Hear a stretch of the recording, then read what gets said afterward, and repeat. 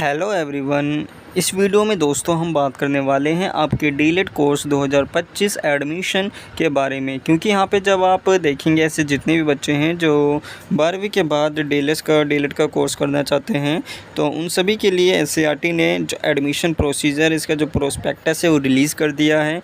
इस प्रोस्पेक्टस को अच्छी तरह से समझेंगे, इसके शेड्यूल को देखेंगे कि कब तक आप सभी लोग अप्लाई कर सकते हैं, इन सभी चीज़ों का जो इस वीडियो में बताया जाएगा। तो ये यहाँ पर आप देख सकते हैं एडमिशन रिलेटेड जो इन्फॉर्मेशन है, इनकी ऑफिशियल वेबसाइट दिया गया है, इसके ऊपर आप क्लिक कर सकते हैं।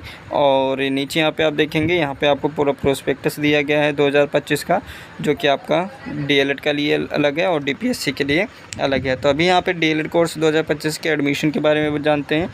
सिंपली इसके ऊपर आपको क्लिक करना है और इसका जो यहाँ पे प्रोस्पेक्टस है वो यहाँ पर आप डाउनलोड कर सकते हैं। डाउनलोड कर देने के बाद यहाँ पे आप देख सकते हैं प्रोस्पेक्टस एडमिशन 2025 और 2027 वालों के लिए, जो कि 2 साल का जो ये कोर्स है। और ये पूरा प्रोस्पेक्टस यहाँ पे रिलीज़ किया गया है। लिस्ट ऑफ गवर्नमेंट डाइट्स हैं, अबाउट एनसीईआरटी के बारे में, लिस्ट ऑफ सेल्फ जो फाइनेंशियल कोई इंस्टीट्यूट है प्राइवेट वालों के लिए वो यहाँ पे दिया गया है। शेड्यूल ऑफ एडमिशन प्रोसेस यहाँ पर दिया गया है। तो सबसे पहले जो एडमिशन शेड्यूल है उसको यहाँ पर देखते हैं।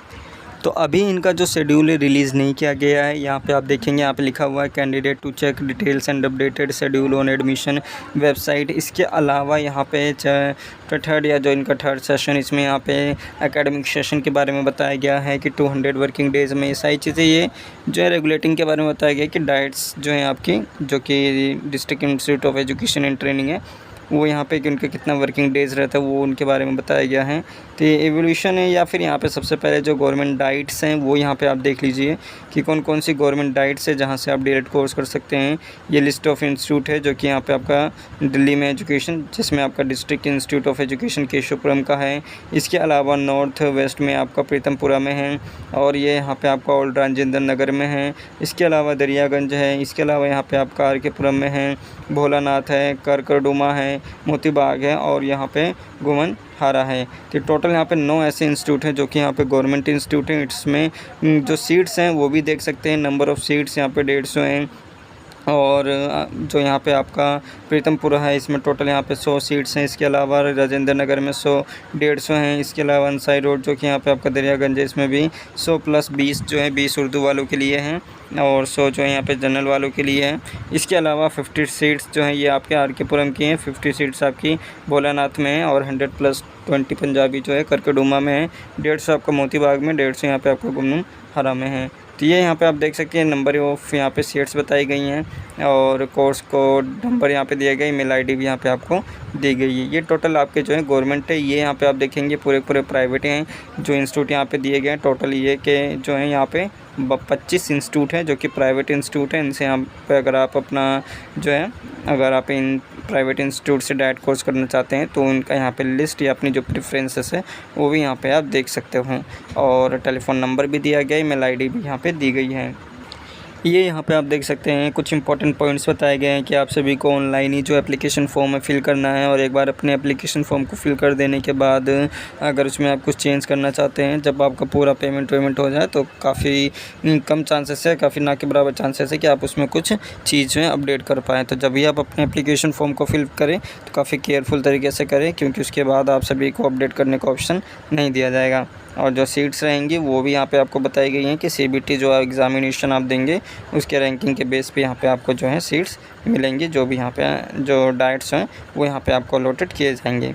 एकेडमिक सेशन यहाँ पे आपको बता दिया गया है, minimum 36 hour in a week, और वीक में जो है 36 आवर्स जो है आप सभी की क्लासेस ये चलेंगी। और स्कीम ऑफ एवोल्यूशन 10 डी सारी चीज़ यहाँ पे बताई है।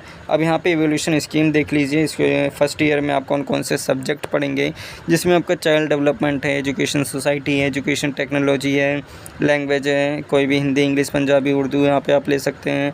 हिंदी अलग है, इंग्लिश अलग है, मैथमेटिक्स है, इन्वायरमेंटल साइंस है, हेल्थ, फिज़िकल, टोटल यहाँ पे 10 सब्जेक्ट हैं। और 11वां जो आपका है ये अलग से रहता है, जो कि SCP है, स्कूल एक्सपीरियंस प्रोग्राम, जिसमें आपको स्कूलों में भेजा जाता है ट्रेनिंग के लिए, और ये अप्रोक्स 40 से 45 दिन की होती है। और सेकेंड ईयर का यहाँ पे बताया गया है, तो इसको यहाँ पे भी आप छोड़ दीजिए, यहाँ पे आप बाद में देख सकते हैं। ये पूरा स्कूल एक्सपीरियंस के बारे में बताया गया है कि 150 मार्क्स इसमें रहेगा, सेकेंड ईयर में 150, ये सारी चीज़ यहाँ पे आपको बताई गई हैं। और जो शेड्यूल है अभी शेड्यूल नहीं आया गया है, रिलीज़ किया गया जब तक ये वीडियो रिकॉर्ड की जा रही है। और जैसे इनका शेड्यूल रिलीज़ किया जाएगा आपको हमारे चैनल के थ्रू बता दिया जाएगा। और ज़्यादा इसमें कुछ एलिजिबिलिटी क्राइटेरिया नहीं है। एलिजिबिलिटी क्राइटेरिया में केवल अगर आपने 10+2 कंप्लीट किया हुआ है तो यहाँ पे आप सभी लोग इस फॉर्म को फिल कर सकते हैं। और जितने भी रिज़र्व कैंडिडेट हैं उनका जो आपका कास्ट सर्टिफिकेट है SC ST OBC हैं। और एक इम्पोर्टेंट पॉइंट जो कि हर किसी को डाउट में रहता है कि अगर ये DLED कोर्स परस्यू कर रहे हैं तो उसके साथ में अगर आप कोई और कोर्स करते हैं तो वैलिड रहेगा या नहीं रहेगा। वैसे तो दोस्तों NEP के हिसाब से देखा जाए तो वैलिड माना जाता है, लेकिन इनके प्रोस्पेक्टस में यहाँ पे नहीं दिया गया है। यहाँ पे साफ लिखा हुआ है student while pursuing DLED course या फिर diploma can not pursue any other courses, चाहे वो रेगुलर फुल टाइम कोर्स हो या फिर आपका पार्ट टाइम कोर्स हो या फिर कॉरेस्पोंडेंस या फिर कोई अनदर आपका कोर्स हो। तो प्रोस्पेक्टस में ही लिखा गया है, तो ये कहीं ना कहीं आपको जो है मानना पड़ेगा। इसके अलावा यहाँ पे 85% आपके अटेंडेंस जो है कंपलसरी रहती है आप सभी के एग्जामिनेशन के लिए, जिसमें आपकी थ्योरी क्लासेस रहती हैं।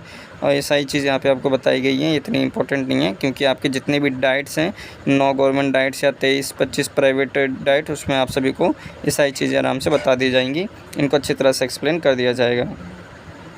अब यहाँ पे आप देखेंगे एलिजिबिलिटी क्राइटेरिया के बारे में बताया गया है। जैसा मैंने आपको बता दिया था कि अगर आपने 10+2 कंप्लीट किया है तो आप इसके लिए अप्लाई कर सकते हैं।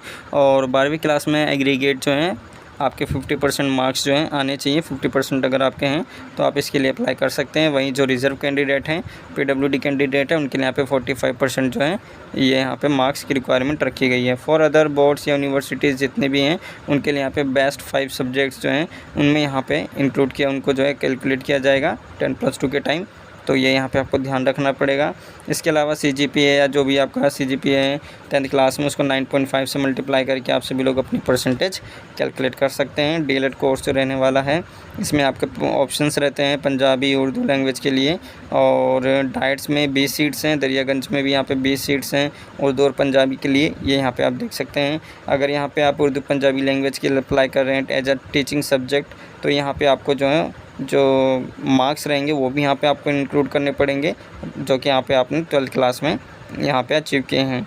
Candidate whose qualifying examination result have not been announce also eligible to apply for admission to computer based test. Physical fitness यहाँ पे MBBS डॉक्टर से आपका एक जो है वो होना चाहिए, सर्टिफिकेट होना चाहिए कि आप फिज़िकली फ़िट हैं, और ये आराम से बन जाता है, किसी से भी आप बनवा सकते हैं।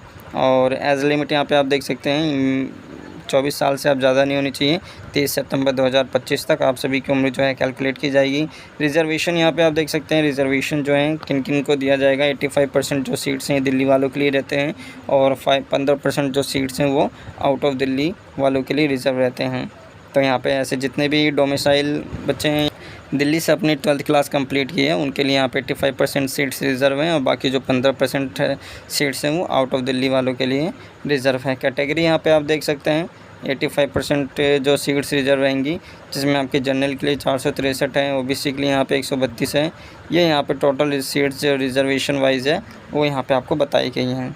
तो ये यहाँ पे आप सीट्स भी चेक कर सकते हैं और बाकी ये सारी चीज़ें यहाँ पे आपको बताई गई हैं। SC ST OBC के रिगार्डिंग देख सकते हैं और SC ST कैंडिडेट। और दिल्ली को छोड़कर अगर आप किसी और स्टेट का जो कास्ट सर्टिफिकेट है वो लगाते हैं तो वैलिड नहीं माना जाएगा, इसका यहाँ पे आपको ध्यान रखना है। अगर आप दिल्ली से अप्लाई कर रहे हैं, दिल्ली का सर्टिफिकेट है कास्ट सर्टिफिकेट, तभी वो वैलिड यहाँ पे माना जाएगा। इसके अलावा यहाँ पे कुछ जनरल इंस्ट्रक्शंस दिए गए जिन्हें आप पढ़ सकते हैं। इसके अलावा जो डिटेल वीडियो है आपके शेड्यूल को लेकर वो भी प्रोवाइड की जाएगी, तो चैनल को ज़रूर सब्सक्राइब कर लें। अगर कोई डाउट है तो आप कमेंट करिएगा, आपको डिटेल इन्फॉर्मेशन दी जाएगी।